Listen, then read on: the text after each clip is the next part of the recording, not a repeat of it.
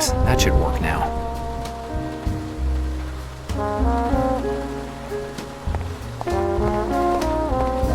It's a control panel.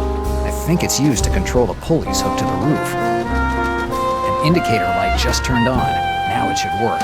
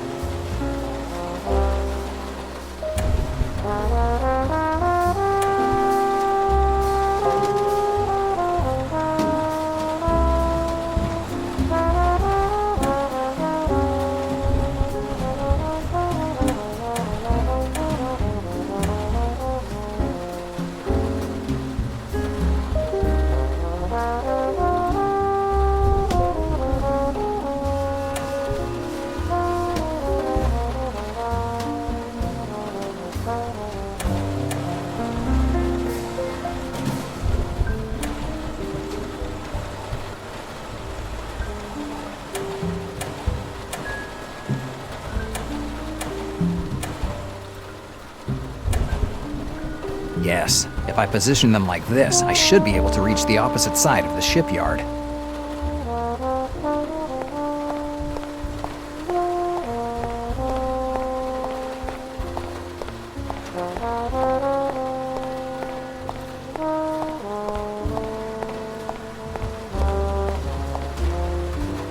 Good. It's time to test our emergency bridge. Let's get the girl and go.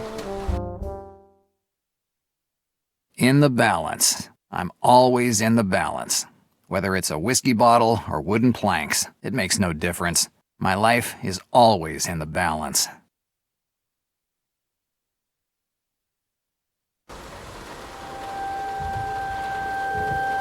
Incredible that this thing can still float. It doesn't make any sense.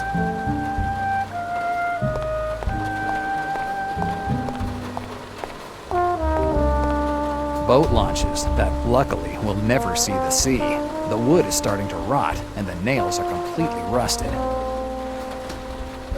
I don't see how they can be useful right now.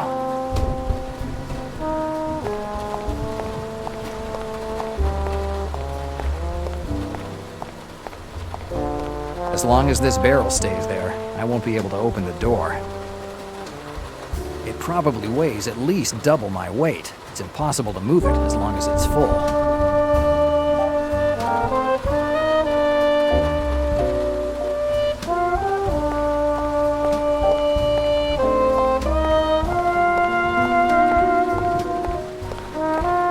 Boat launches.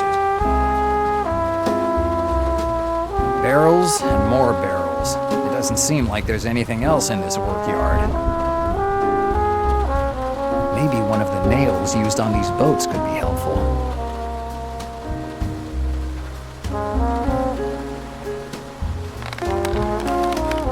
This nail isn't coming out. This nail isn't coming out. This nail isn't coming out.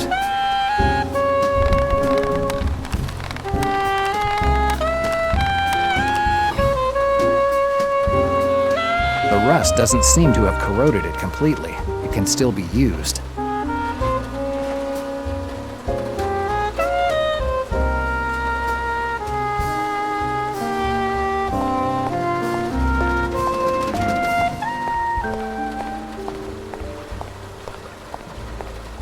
If I can put a hole in the bottom of the barrel, I could empty it. Once it's empty, it shouldn't be a problem to move it. Good. Now I can leave this damn shipyard.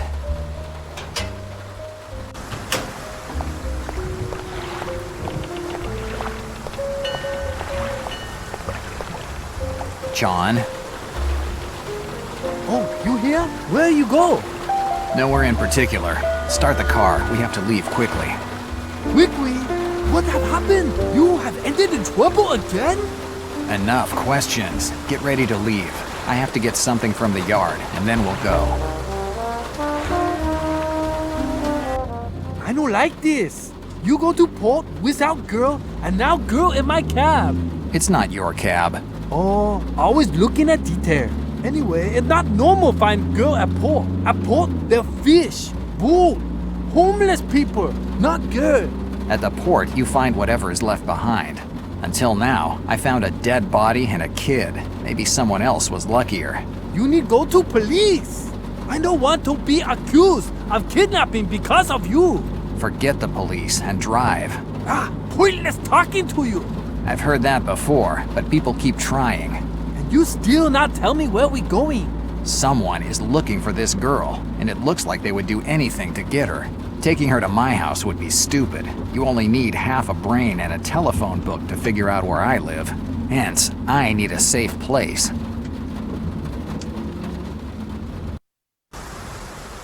John, you wait here and watch the girl. Now I be babysitter? Right. It'll be good experience for when you have kids. I already have kids, but they're far away. You left them in China? No, Detroit. They have Chinese restaurant. Whatever. Let's forget about it. Just take care of the girl. Taxi. Hey you, leave seat my cab alone. You no bite them. Cab. Those two seem to be having fun. Better not disturb them.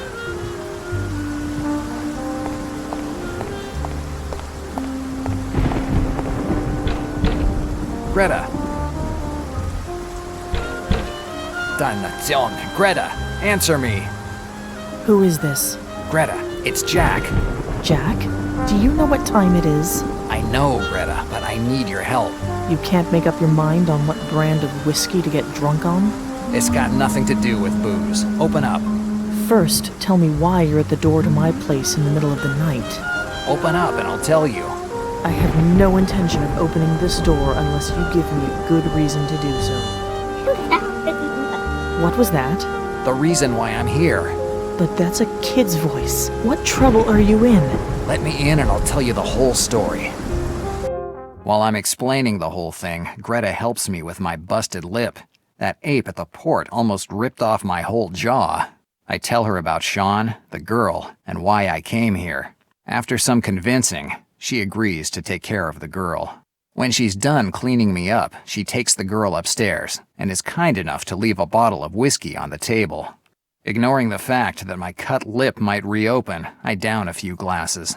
I need to relax, and nothing relaxes me like a good whiskey.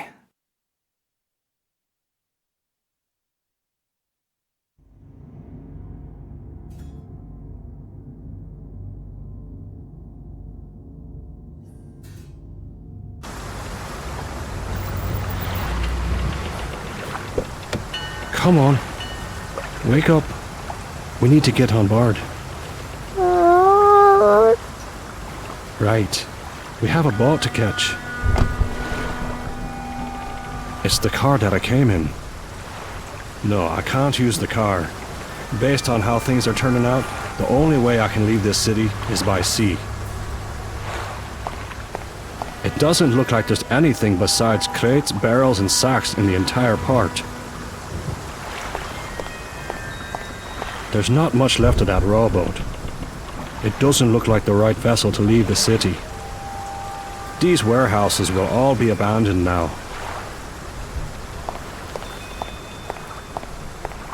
No, I'd say that the sun is not shining today. The Harbour Master's office.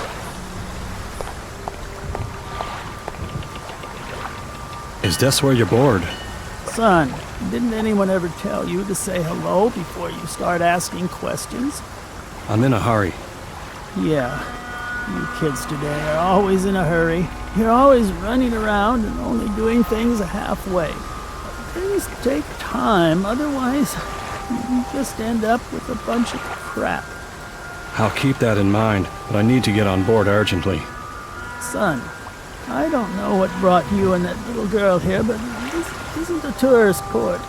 Only sailors and fishermen leave from here, and you don't seem to be either. If you really need a ship, you can go to Riverside. There, with a couple of bucks, you'll find dozens of well-dressed sailors who will be more than happy to ferry you around the East River and tell you all the juicy details about the city. I'm not a tourist and I need to leave from here. Now. The only way for you to leave from here is as a sailor. No nautical documents, no access. I have to board. It's a matter of life and death. I'm sorry, but like I already said, without documents, I can't let anyone leave from here. Forget about it. Whatever.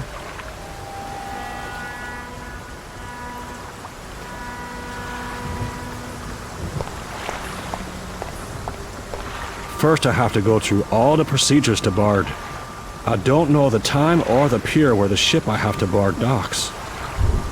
It's the Manhattan Bridge, one of the 3 iron giants that connects Manhattan to Brooklyn.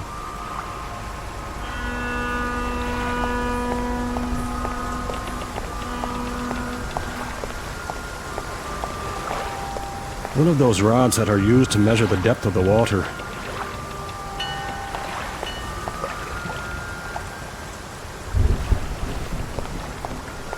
If I need it later on, I know where to find it. Better leave it here for now. It doesn't make any sense.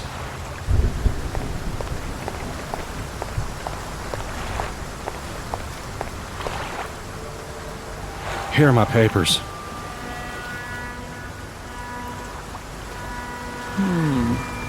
So your name is John Ford. Right, a case of homonymy. Well, what ship do you need to board, John Ford?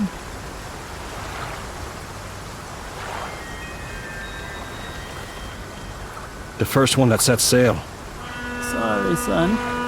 You'll have to tell me the ship's name or I can't let you board.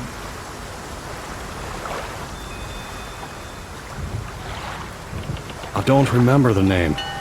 Sorry, son. But you'll have to tell me the ship's name or I can't let you board.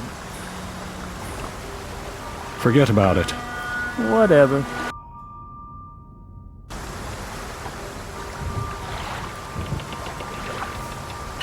No, it isn't working this way.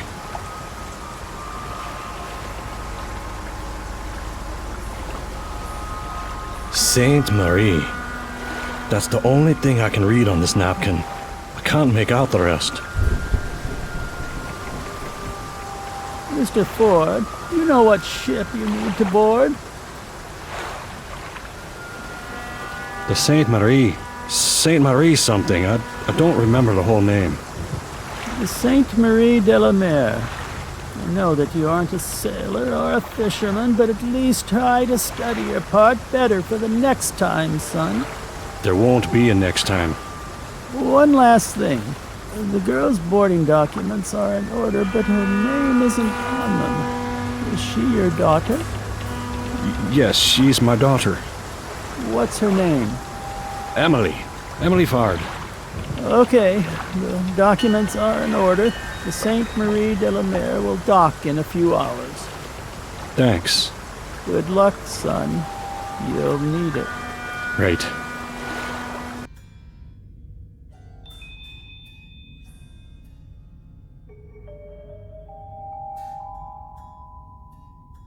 Jack. Jack. Jack. Oof. It seems like my bar is making you sleepy lately. It was just a few seconds of fatigue. You were saying a name during your moment of fatigue. What name? You were talking about an Emily. Who's that? No, it's no one. I just had a bad dream. Speaking of which, did you take care of the girl? Yes. She's sleeping peacefully in my room now. Maybe you better go to bed too. You're dead on your feet. I can't leave the girl here and go away. Calm down. I'll take the opportunity to clean the joint a little. Oh, you should also tell me, what do I have to do with your new friend? Who? The Chinese cab driver? Sean. I almost forgot about him. I'm not crazy about the idea that he might be going around telling half the world that he found a girl at the port. It's not like you could... Keep him here? I know I'm asking you a lot, Greta. Don't worry. I'll keep him here until he wakes up. But you owe me a favor. As soon as this thing's over, I'll buy you dinner at one of those clubs on the Upper East Side that you like so much. Sure. Anyway, get out of here before you fall asleep on my bar again.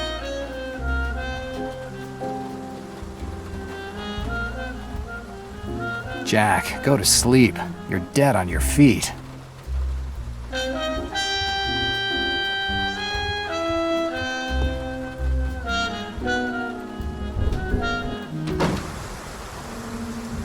It's Sean's cab.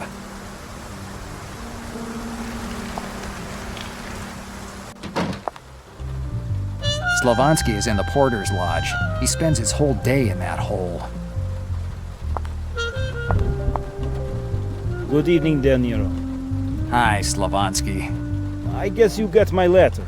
Yes, thanks for your kindness. Okay, so you know I'm not joking. And I heard about your mishaps tonight. It was definitely a bad night for you. Where'd you get this information from? I always know everything about my renters. I like to know what people who live in my apartment are up to. Right. No vested interest there. Exactly, De Niro. If you want to avoid any unfortunate problems, I suggest you pay me that back rent you owe me. I wouldn't want anyone call police tonight and tell them some bad things about you or your habits. Are you threatening me? Absolutely not. But to be safe, you could pay me what you owe me. I already told you that I'll pay you next week. Heard that old story too many times, Daniel. I want my money now. Damn Russian skinflint.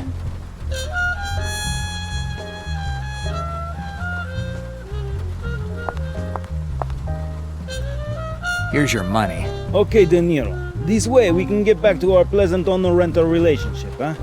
Keep the money and your pleasant relationship. Anyway, I want to show you my loyalty to renters. I find out about your misadventures from police detective. A police detective? Da, one Ballard. He woke me up in middle of night to ask about you. And when he found you one year, he asked to see your apartment. Did you let him in? And of course, I don't have any intention of upsetting police to protect a renter who always pays late like you, Del Niro. Tell me about this police detective. What do you want to know? What kind of guy was he? He introduced himself as Detective Ballard of State Police. He was pretty tall, had dark skin, was well dressed. He spoke kind of funny, seemed like a foreigner. What did he do when he went into my apartment? And I don't know, he wanted to go in alone, but he was quick. He seemed unhappy when he left. Dannazione. Malone is trying to frame me. Who knows what that guy was hoping to find in my apartment? What did he do when he went into my... And I don't know. Dannazione. I'm not interested in anything else. Good. Why isn't the heat working? Problems with boiler. It doesn't want to turn on. Did you call a technician? Nah, technicians are good for nothing and want much money. Boiler is solid. A few adjustments, it'll be like new. Until it breaks down again next month. Goodbye, Slavonsky. Goodbye, Del Nero.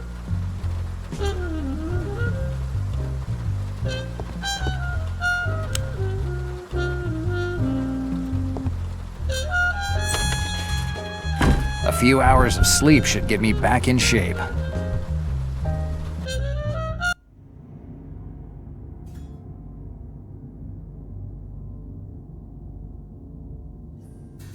While Emily is asleep in the cabin, I sneak for a smoke on the deck of the boat. We'll be off to Canada soon, leaving New York, Professor Zindler, and this whole mess behind us.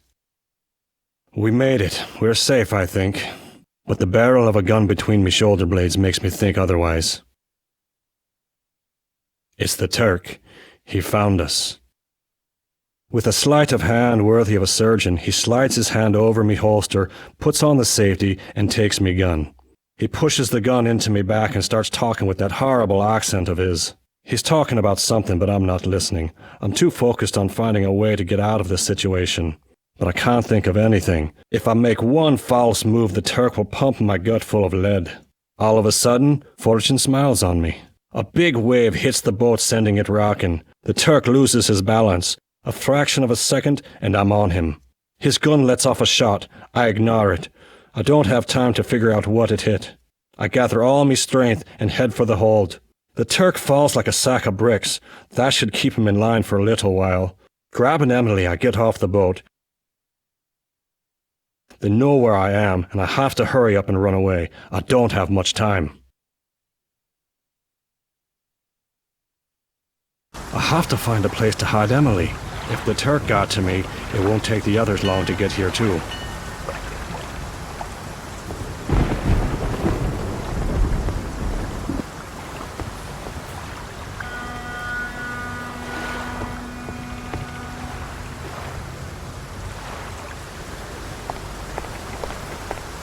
The door is locked with a padlock, but it's been partly corroded by salt. If I could find something to use as a lever, I could break it.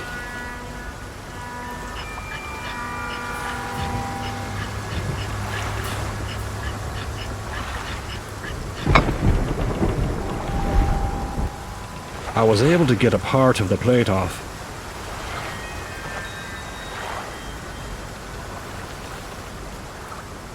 By using that piece of metal as a lever, I should be able to break the padlock. One good hit and the lock breaks without any problems. I try to get Emily to enter the shipyard, but she's afraid. I put one of my darts around her neck and I tell her we're playing a game. I'll count to 30, she has to hide, and I'll come looking for her. I'll whistle every now and then with my horn, and she has to do the same when she hears it. I tell her to never come out of her hiding spot because I have to find her. If she hides well, I'll give her a toy all for herself. Emily heads for the shipyard. From her eyes, I can see she didn't buy the story about the game, but she knows she needs to do it. The kid's on the ball. The hole in my lungs was getting worse and worse. It's starting to get hard to even breathe. With my last bit of energy, I head towards the entrance. I get to the outside telephone near the harbour master's office and I call the police. Their intervention won't help much, but at least it will put a lot of people on guard and that will put the brakes on the Turk's friends. Then I call the last person I ever thought could help me, Jack. I cover the telephone with a handkerchief so he doesn't recognize my voice. If he knew it was me, he'd never come. The telephone starts ringing and someone picks up on the other end. It's Jack answering. I make up the first lie that comes into my head to get him here. Halfway through the telephone call, the lines dropped. They cut the electricity in the telephone lines. They're here.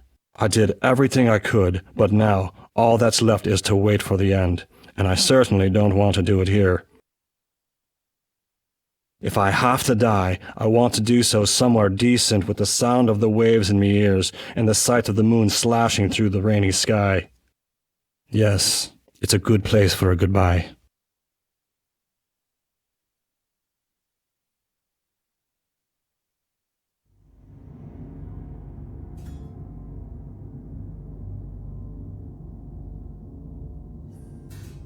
Dannazione! I keep having these dreams, if you can call them dreams. They're so real. The port, the girl, Sean, and then that hitman, that Turk. It all seems to match. How is that possible? How can a dream be so real? How can a dream explain things I don't know? Maybe I better knock it off with the questions and get up. I must have slept a couple of hours. That's more than enough for a hardened insomniac like me. Come on, Jack. The night's still young, and there are people out there who would love to see you dead. And maybe one of them is the guy who last night was pretending to be Inspector Ballard. I better ask Slavonsky a few more questions.